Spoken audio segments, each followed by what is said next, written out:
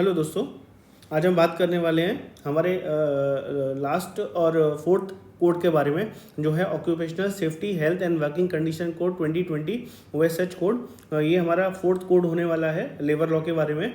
इससे पहले हम हमारे तीनों जो कोड थे उनको हम कंप्लीट कर चुके हैं। सबसे पहले आपने देखा था, जो हमने ओवरव्यू पढ़ाया था आपको, सारे जो नए कोड हैं उनके बारे में ओवरव्यू पढ़ाया। उसके बाद हमने देखा था कि सबसे पहले देखा code on labour law, code on wages देखा था। उसके बाद देखा हमने कोड ऑन सोशल सिक्योरिटी देखा। देन उसके बाद हमने देखा था कोड ऑन इंडस्ट्रियल रिलेशन। इसके बाद जो हमारा जो नेक्स्ट कोड है और जो लास्ट कोड है वो है occupational safety health and working condition code 2020 OSH code. इसमें जितने भी आपके फैक्ट्री रिलेटेड जितने भी प्रोविजंस है, वर्किंग कंडीशन रिलेटेड जितने भी प्रोविजंस है, ट्रेड यूनियन के रिगार्डिंग जितने भी प्रोविजंस हैं, कॉन्ट्रैक्ट लेबर के रिगार्डिंग जितने भी प्रोविजंस हैं, वो सब इसमें कवर होने वाले हैं दोस्तों। आगे चलते हैं। तो कंटेंट, सबसे पहले हमारी स्लाइड का क्या कंटेंट होने वाला है दोस्तों, हम बात करेंगे इंट्रोडक्शन। उसके बाद हम बात करेंगे दोस्तों की फीचर्स। सबसे पहले इंट्रोडक्शन में क्या क्या आने वाला है, क्या क्या कौन कौन से लॉ को मर्ज करके सिंगल लॉ बनाया गया है, पूरे डिटेल में बात करेंगे। देन की फीचर्स, क्या क्या जो कोड है उसमें क्या क्या फीचर्स दिए गए हैं, क्योंकि इतने सारे लॉ को जब मर्ज किया जाता है तो क्या क्या सेम प्रोविज़न रखा है या डिफरेंट प्रोविज़न है, वो भी हम बात करेंगे। उसके बाद में बेनिफिट, अगर कोड में कुछ चेंजेस किए गए हैं तो उसके क्या क्या बेनिफिट होने वाले हैं जो हमारे कॉन्ट्रैक्ट वर्कमैन है या जो भी वर्कमैन फैक्ट्री में काम करते हैं उनके लिए। और क्रिटिसिज्म, ऑब्वियसली क्रिटिसिज्म तो रहने ही वाला है, क्योंकि कुछ चेंजेस पॉजिटिव होते हैं, कुछ नेगेटिव चेंजेस होते हैं। और कुछ लोग जो होते हैं जो ऑलवेज क्रिटिसिज्म की बात करते हैं, क्योंकि because they don't want to change anything. तो ऑलवेज क्रिटिसिज्म तो रहने वाला है, उसके बारे में हम बात करेंगे। तो सबसे पहले हम बात करेंगे दोस्तों इंट्रोडक्शन के बारे में। वो है हमारा इसमें क्या है कि 13 सेंट्रल एक्ट को मर्ज किया गया है, रिपेल किया गया है। वो कौन कौन से एक्ट है दोस्तों, वो है फैक्ट्री एक्ट 1948, आपने पढ़ा होगा, माइंस एक्ट 1952, डॉक वर्कर 1986 में आया था, building and other construction worker BOCW act आपने पता है, plantation labour act 1951, contract labour बहुत इंपॉर्टेंट लॉ है 1970 में जो आया था, inter state migrant workman act 1979। उसके बाद working journalist and other newspaper employees, ये भी आपको पता है 1955। इसी का रेट ऑफ फिक्सेशन वाला भी आया था 1958 में। Then motor transport worker act 1961, then sales promotion employees का 1976, BD cigar workers 1966 and cine worker and cinema theatre workers act 1981। तो दीज 13 सेंट्रल एक्ट को ये एक्ट चेंज या रिपेल करने वाला है या मर्ज होने वाले हैं। इस जितने भी प्रोविजंस इन एक्ट्स 13 एक्ट्स में दिए गए हैं, ये मर्ज होकर एक कोड बना रहे हैं, एक लॉ बना रहे हैं, वो है OSH code, occupational safety and health 2020। तो अभी जो आपका नया कोड जो आएगा OSH, उसमें 14 चैप्टर होंगे, 143 सेक्शंस एंड 3 शेड्यूल्स होने वाले हैं। तो सोचिए दोस्तों, इतने सारे एक्ट को जब कोई मर्ज कर रहा है, कितनी मेहनत लगी होगी, कितने चीज़ों को ध्यान में रखा गया होगा कि क्या क्या कोड, क्या क्या लॉज को हमको इंक्लूड करना है, क्या क्या एक्सक्लूड करना है। अगर किसी को एक्सक्लूड करना है तो उसकी जगह पे कौन सी चीज़ लाने वाले हैं, क्या क्या प्रोविजंस होने वाले नए नए, बहुत बारीकियों का इसमें ध्यान रखा गया है। प्रोविजंस काफ़ी बेहतर है, आगे हम उसके बारे में चर्चा करेंगे। सबसे देन हम बात करेंगे की फीचर्स के बारे में दोस्तों। की फीचर में कवरेज एंड एप्लीकेबिलिटी की बात करेंगे। कवरेज क्या है दोस्तों, मिनिमम 10 वर्कर्स अगर किसी भी इंडस्ट्री में हैं तो ये कोड वहाँ पे एप्लीकेबल होता है। कौन सा OSH कोड उनके लिए, उस फैक्ट्री के लिए या उस जगह एप्लीकेबल होता है। और अगर कोई भी इस्टेब्लिशमेंट में अगर हजार्डस एक्टिविटी चल रही है तो उसके लिए विदाउट किसी वर्कर की रेस्ट्रिक्शंस के लिए ये कोड एप्लीकेबल रहेगा। उसके लिए 10 वर्कर्स की रिक्वायरमेंट कंपलसरी नहीं रहने वाली है। ठीक है दोस्तों। तो जहाँ पे भी हजार्डस एक्टिविटी नहीं है वहाँ पे मिनिमम 10 वर्कर्स आपके होने चाहिए, और जहाँ पे भी हजार्डस एक्टिविटी चल रही है वहाँ पे आपके 10 वर्कर की रिक्वायरमेंट कंपलसरी नहीं है। अगर वहाँ पे 5 वर्कर भी हैं, 2 वर्कर भी हैं, तो वो ये कोड उस फैक्ट्री के लिए, उस इस्टेब्लिशमेंट के लिए एप्लीकेबल होगा। ठीक है, वही इसमें लिखा हुआ है, factory, mines, construction project, plantation, सभी जगह जहाँ पे भी हजार्डस एक्टिविटी है वहाँ पे ये कोड एप्लीकेबल है। ठीक है, और ये कोड जो है दोस्तों वो ऑर्गेनाइज और अनऑर्गेनाइज सेक्टर दोनों में है। और इसमें सारे प्रोविजन जो इंटर स्टेट माइग्रेंट वर्कर का आपने पढ़े थे, BOCW के पढ़े थे, कॉन्ट्रैक्ट लेबर के या gig worker and platform worker के, प्लेटफॉर्म वर्कर के बारे में भी हम अपनी अर्लियर प्रेजेंटेशन गिग वर्कर के बारे में भी चर्चा कर चुके हैं। इनकेस अगर आपने हमारी प्रेजेंटेशन मिस की है या फिर अगर आपको इनके बारे में नहीं पता है तो आप हमारी प्रेजेंटेशन को एक बार फिर से देख सकते हैं। उसमें हमने प्लेटफॉर्म वर्कर और गिग वर्कर के बारे में आपको अच्छे से पढ़ाया है और इन्फॉर्म भी किया हुआ है। इसके बाद हम बात करेंगे registration and licensing, because contract labour के जो प्रोविजंस हैं उसमें रजिस्ट्रेशन वगैरह मैंडेटरी होता है कॉन्ट्रैक्ट लेबर के लिए, तो वो प्रोविजंस भी इसमें आया हुआ है। तो सबसे पहले रजिस्ट्रेशन, हर एस्टेब्लिशमेंट को अपने आप को रजिस्टर कराना है विद द रिलेवेंट अथॉरिटी। उसमें अथॉरिटी का नाम ही बताया जाएगा, उसमें हर एस्टेब्लिशमेंट को रजिस्टर कराना कंपलसरी है। इसके बाद क्या होगा, लाइसेंसिंग। लाइसेंस कौन लेता है दोस्तों, जो कॉन्ट्रैक्टर होता है वो लाइसेंस लेता है जब वो कॉन्ट्रैक्ट मैन पावर को किसी भी एस्टेब्लिशमेंट में इंगेज करता है।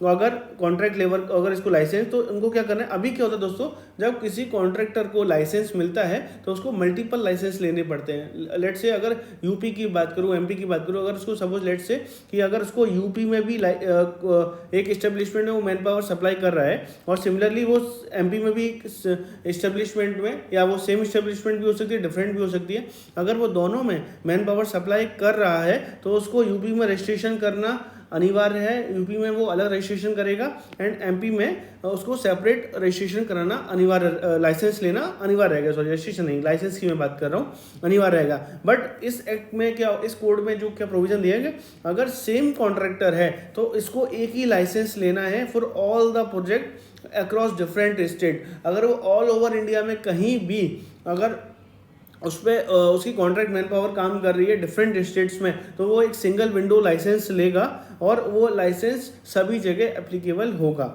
तो इसके लिए बहुत बहुत इंपॉर्टेंट प्रोविज़न जो दिया गया है वो है लाइसेंसिंग की पार्ट के लिए, जो हमारे कॉन्ट्रैक्टर को बेनिफिशियल हो रहा है।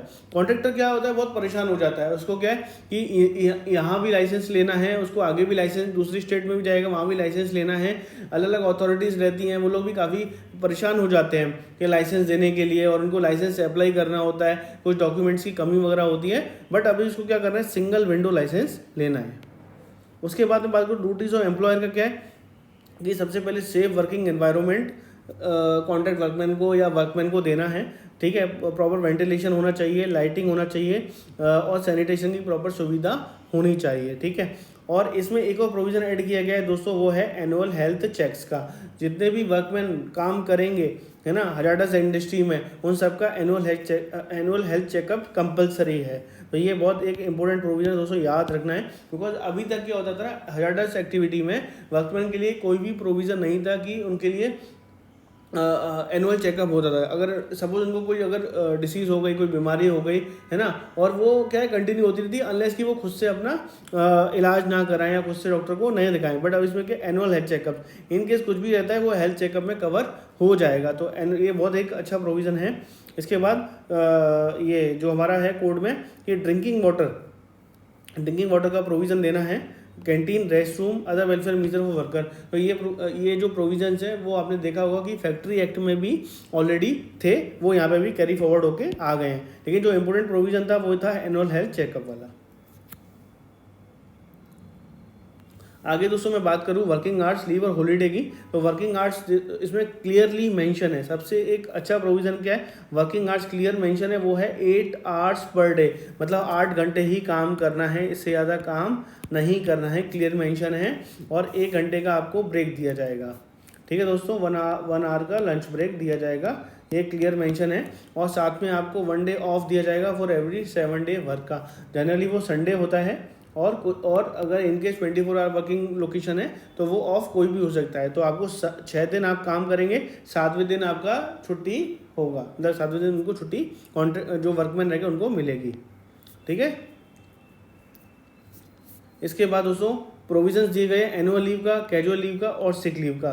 तो ये प्रोविज़न, एनुअल लीव का प्रोविज़न तो पहले भी था दोस्तों, जैसे आपको पता है कि 15 दिन 20 दिन काम करने पर एक कैजुअल लीव मिलती थी, 15 दिन पे एक कैजुअल लीव मिलती थी और 20 दिन में उनको मिलती थी जो एम्प्लॉयज रहते थे उनको।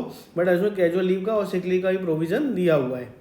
ठीक है, और इसमें क्या है, वुमेन को भी इस्टेब्लिशमेंट में काम करने का मौका दिया, जो पहले भी था बट नाइट के टाइम नहीं था, बट वो भी अलाउ कर दिया गया है subject to consent and ensuring adequate safety measure. अगर जो कंपनी है ठीक है, अगर वो सेफ्टी मेजर्स प्रोवाइड कर रही है वुमेन को, तो वुमेन के कंसेंट पे डिपेंड करता है कि उसको नाइट शिफ्ट करना है या नहीं करना है।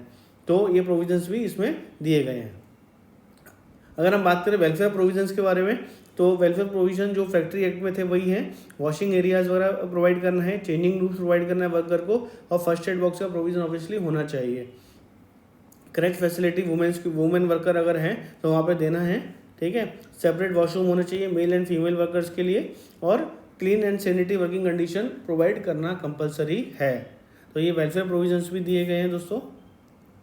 इसके बाद मोस्ट इंपॉर्टेंट ये हेल्थ एंड सेफ्टी स्टैंडर्ड की हम बात करेंगे, जो प्रोविजंस होने चाहिए जहाँ पे भी हजार्डस वर्कर है, ठीक है, वहाँ हजार्डस इंडस्ट्री है, वहाँ पे तो आपको वर्कर को सारे प्रोविजंस उसको फॉलो करना कंपलसरी है, ठीक है। इसके लिए क्या कर रहे हैं, इसके लिए क्या प्रोविज़न है कि सेफ्टी कमेटी का फॉर्मेशन होगा, जो पहले भी था फैक्ट्री एक्ट में देखेंगे, सेफ्टी ऑफिसर या सेफ्टी कमेटी का प्रोविज़न था, उसमें रिप्रेजेंटेशन वर्कर और एम्प्लॉयर साइड से दोनों को रहेंगे। तो कभी भी अगर वर्कर को भी इशू रहता है तो वो भी अपने जो पॉइंट्स हैं वो बता सकता है जो कमेटी में, या अपने जो भी रिप्रेजेंटेटिव होंगे, वर्कर रिप्रेजेंटेटिव जो भी रहेंगे उनको बता सकता है, सो दैट की सेफ्टी कमेटी है वो डिस्कस हो और वो इम्प्लीमेंट हो पाए। इसके बाद इसमें एक और प्रोविजन दोस्तों ऑक्यूपेशनल सेफ्टी ऑफिसर, उसमें सेफ्टी ऑफिसर था फैक्ट्री एक्ट में, बट इसमें एक टर्म एक्स्ट्रा किया गया है, वो टर्म है ऑक्यूपेशनल सेफ्टी ऑफिसर। तो इसमें क्या है, इसमें सेफ्टी ऑफिसर के लिए प्रोविज़न दिया हुआ है कि वो सारे सेफ्टी नॉर्म्स फॉलो करेगा, और उसको रिपोर्ट जो भी अगर एम्प्लॉयर या जो भी इंडस्ट्री है उसमें अगर कुछ भी एक्सीडेंट हो जाता है तो या डिसीज़ किसी को हो जाती है तो रिलेवेंट अथॉरिटीज़ को इन्फॉर्म करना कंपलसरी रहेगा। तो ऐसे प्रोविज़न जो हैं वो है सेफ्टी कमेटी का फॉर्मेशन रहेगा, एंड ऑक्यूपेशनल सेफ्टी ऑफिसर का अपॉइंटमेंट होगा जो सारे सेफ्टी नॉर्म्स को फॉलो करेगा और उसका काम है उसको कंप्लाइंस करवाना। नेक्स्ट हम बात करेंगे दोस्तों माइग्रेंट वर्कर्स की। तो माइग्रेंट वर्कर्स आपने inter state migrant worker act आपने पढ़ा ही हुआ है, उसमें जो प्रोविजंस है वो सब इसमें इंक्लूड किए गए हैं, एक्स्ट्रा भी कुछ किए गए हैं। जैसे आप देखेंगे कि inter state migrant worker generally क्या होता है ना कि जो भी आपने कॉन्ट्रैक्टर आपने देखा होगा, कॉन्ट्रैक्टर क्या करते हैं ना कि अगर मान लीजिए यूपी में मैं अगर बात करूँ, अगर यूपी में कॉन्ट्रैक्ट लेबर को इंगेज करना है तो बिहार से या एमपी से या कहीं किसी भी डिफरेंट स्टेट से माइग्रेंट वर्कर को लेके आ जाते हैं, क्योंकि वहाँ पे वो लोग लाते हैं उस जगह से जहाँ पे थोड़ी सी कॉस्ट टू जो लेबर कॉस्ट होती है वो थोड़ी सी कम होती है। तो उनको क्या वहाँ से लेके आए, यहाँ पे लेके एक रीजनेबल रेट में उनको एक अपॉर्चुनिटी मतलब एक काम लगवा दिया, तो उनको क्या है कम रेट में काम करवा लेते हैं वो लोग। लेकिन अगर वहीं लोकल से किसी को लेते हैं तो वो थोड़ा सा ज़्यादा पे करना पड़ता है। इसीलिए क्या करते हैं इंटर स्टेट माइग्रेंट वर्कमैन में थोड़े से प्रोविज़न को टाइट किया हुआ है, जिससे क्या है ना किसी भी वर्कर को कोई भी इशू नहीं है, उनको पेमेंट जो है वो लोकल वर्कर की तरह फुल पेमेंट मिले, ठीक है, उसके प्रोविजन इसमें दिए गए हैं। तो सबसे पहले क्या है उनके सेम राइट्स और प्रोटेक्शन रहेगा जैसे एज ए लोकल वर्कर। तो जो लोकल वर्कर को हायर करता है और उनको जो प्रोविजंस पे वगैरह मिलना है सेम एप्लीकेबल रहेगा अगर इंटर स्टेट माइग्रेंट वर्कर काम कर रहे हैं। तो सारी उनको हाउसिंग भी देना पड़ेगा, बिकॉज वो लोग बाहर से आएंगे तो ऑब्वियसली उनके पास हाउसिंग का इशू रहेगा, तो उनको हाउसिंग का फैसिलिटी भी देनी पड़ेगी, और वेलफेयर एक्ट फैसिलिटी जो भी एप्लीकेबल होगी वो सब उनको मिलेगी। और इसके बाद अगर उनको हम ऑब्वियसली इंटरस्टेट माइग्रेंट वर्कमैन को किसी भी दूसरे स्टेट में अगर किसी भी वर्क में एंगेज करते हैं तो उनको डिस्प्लेसमेंट अलाउंस का प्रोविज़न है, जो पहले भी था वो 50% of the workers monthly wage होने वाला होगा, जो पहले भी था कि 50% आपको डिस्प्लेसमेंट अलाउंस देना होगा मंथली वेजेस का, सो दैट बिकॉज क्या है वो लोग इतना दूर से आके आपके दूसरी स्टेट में काम कर रहे हैं तो उनको ऑब्वियसली थोड़ा बेनिफिट तो मिलना चाहिए। ये प्रोविज़न पहले भी था दोस्तों, वो भी उसी को कैरी फॉरवर्ड करते हुए इंक्लूड किया हुआ है। इसके बाद हम बात करेंगे कॉन्ट्रैक्ट लेबर गिग वर्कर की। कॉन्ट्रैक्ट लेबर एक्ट आपने पढ़ा हुआ है दोस्तों, तो जो भी प्रोविजन सारे वर्कर्स के लिए वो कॉन्ट्रैक्ट लेबर के लिए भी होने वाले हैं, चाहे वो परमानेंट वर्कर हो या कोई भी वर्कर हो, वो सेम प्रोविजंस कॉन्ट्रैक्ट लेबर में जो थे कॉन्ट्रैक्ट वर्कमैन के लिए भी होने वाले हैं। Similar working conditions gig and platform worker की भी होगी। Gig and platform worker already हमने कवर कर चुके हैं। प्लेटफॉर्म वर्कर वही होते हैं जो आप दूसरे किसी प्लेटफॉर्म को यूज़ करके काम करते हैं, जैसे आपका स्विगी हो गया, जोमेटो हो गया, या आपका उबर की आप बात कर सकते हैं, ओला की बात कर सकते हैं, ये आपके क्या प्लेटफॉर्म वर्कर हैं, बिकॉज ये किसी कंपनी का प्लेटफॉर्म यूज़ करके अपना काम कर रहे हैं। ओके, गिग वर्कर कौन से होते हैं? जो थोड़े समय के लिए काम करते हैं। जैसे आप कैटरिंग सर्विसेज हो गया, तो जो कॉन्ट्रैक्टर जो कैटरर हो गया, जो कैटरिंग की सर्विस प्रोवाइड कर रहा है, वो अपने साथ में कुछ 20 से 25 लोगों को लेके आता है। ओके, और थोड़े समय के लिए 3 से 4 घंटे के लिए काम करवाता है और उसके बाद उनको छोड़ देता है, तो उनको बोलते हैं गिग वर्कर। ठीक है, तो ये प्रोविजन आपके हैं इसमें। इसके बाद पेनल्टीज ऑब्वियसली, चूंकि इतना एक सिंगल लॉ है और इतने सारे एक्ट्स को माइग्रेट किया है, तो पेनल्टीज भी स्ट्रिक्ट होने वाली हैं अगर नॉन कंप्लाइंस के लिए। अगर किसी भी इंडस्ट्री ने या किसी हैजार्डस इंडस्ट्री ने कोई भी नॉन कंप्लाइंस किया या किसी भी कंप्लाइंस को फॉलो नहीं किया, तो ऑब्वियसली फाइन्स जो है वो फाइन तो ऑब्वियसली होने ही वाला है, और इम्प्रिजनमेंट के भी प्रोविजन काफ़ी दिए गए हैं और उसकी सेवरिटी बहुत ज़्यादा है अगर कोई भी नॉन कंप्लाइंस होता है। बिकॉज क्या है ना, देखिए अभी जो इंडिया है हमारा, वो मैन्युफैक्चरिंग हब बनने के लिए रेडी है। इंडस्ट्री 4.0 की हम बात करते हैं ना, तो उसमें मैन्युफैक्चरिंग का एक मेजर रोल होने वाला है। और अगर मैन्युफैक्चरिंग आपको बढ़ाना है तो वर्कर के लिए ऑब्वियसली सेफ्टी या वर्कर के जो भी प्रोविजंस हैं उनको स्ट्रिक्ट तरीके से आपको लागू करना पड़ेगा, इम्प्लीमेंट करवाना पड़ेगा। इम्प्लीमेंट अगर आपको गवर्नमेंट को अगर कोई चीज़ इम्प्लीमेंट करवाना है तो उसके अगेंस्ट में जो प्रोविजंस हैं, पेनल्टीज़ के हों या जो भी प्रोविजंस हैं, वो काफ़ी टाइट होने चाहिए। तो उसी को ध्यान में रखते हुए पेनल्टीज़ के प्रोविज़न काफ़ी स्ट्रिक्ट किए हुए हैं इस लॉ में। ठीक है, और अगर रिपीटेड ऑफेंडर होते हैं तो लार्जर फाइन्स और लार्जर पेनल्टीज़ के भी प्रोविजंस काफ़ी हैं। तो सेफ्टी तो टॉप मोस्ट प्रायोरिटी गवर्नमेंट ने इस लॉ में बनाया हुआ है कि सेफ्टी, किसी भी हजार्डस इंडस्ट्री का जो सेफ्टी होगा वो टॉप मोस्ट प्रायोरिटी होने वाला है। इसमें जो प्रोविज़न है दोस्तों, वो एक और है, वो है इंस्पेक्टर कम फैसिलिटेटर। अगर कोई भी इंस्पेक्टर क्या होगा, जो फैसिलिटेटर होगा, वो कभी भी किसी भी इंडस्ट्री का इंस्पेक्शन कर सकता है। वहाँ पे वो लॉ का कंप्लाइंस प्रॉपर तरीके से हो रहा है नहीं हो रहा है, उस पर वो गवर्नमेंट की रिपोर्ट बना के देगा, या जो भी इशू होगा उसको रेस करेगा मैनेजमेंट या इंडस्ट्री के साथ में, और उसको कंप्लाइंस करवाने का कोशिश पूरा करेगा। तो वो सब कुछ देख सकता है, हेल्थ, सेफ्टी और वेलफेयर प्रोविजंस सारे हैं या नहीं हैं, उन सब के लिए वो रिपोर्ट तैयार करके गवर्नमेंट को दे सकता है, और उसके बेसिस पे फाइन्स का प्रोविजन दिया हुआ है। तो इंस्पेक्टर कम फैसिलिटेटर का रोल भी मेजर है। ठीक है दोस्तों, इसके बेनिफिट क्या है दोस्तों? सबसे पहला बेनिफिट तो यही है कि इतने सारे आपने देखा 13 लॉज, जो आपने अभी तक आधे लॉ नहीं पढ़े होंगे।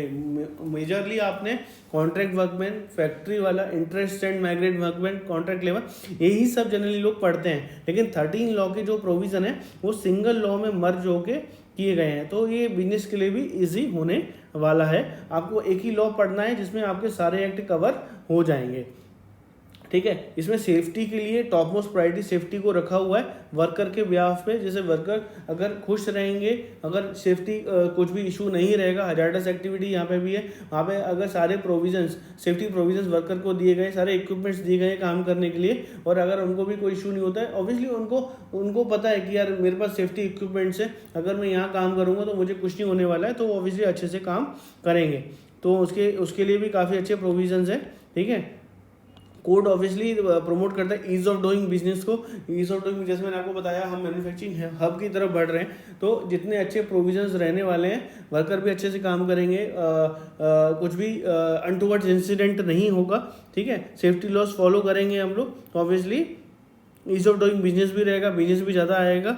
और platform gig worker, interested migrant worker के लिए अभी तक क्या कहता है, वो एक्सप्लॉइट होते थे। जैसे दूसरी स्टेट से मैंने जैसे आपको बताया, दूसरी स्टेट से सस्ती लेबर लाके उनको दूसरे स्टेट में एंगेज कर दिया, उनको पेमेंट भी कम मिल रहा है, तो उनका बेसिकली एक्सप्लॉइटेशन हो रहा है। बिकॉज अगर कोई लोकल वर्कर को हायर करता तो वो ज़्यादा उनको पेमेंट, जो एक्चुअल पेमेंट जो है, जो प्रोविजंस है, उसके हिसाब से पेमेंट करना पड़ता। बट ये लोग, कुछ लोग क्या करते हैं, दूसरी स्टेट से वर्कर को लेके आते हैं और उनको पेमेंट भी कम करते हैं, तो उनका एक्सप्लॉइटेशन बेसिकली होता है। तो इस जो कोड है, इसमें सारे प्रोविजंस दिए गए इंटरेस्टेड माइग्रेंट वर्कमैन के लिए, या गिग वर्कर के लिए, या प्लेटफॉर्म वर्कर के लिए, उनके हितों की रक्षा जिसकी हम बात करते हैं, वो सब इस कोड में होने वाला है दोस्तों।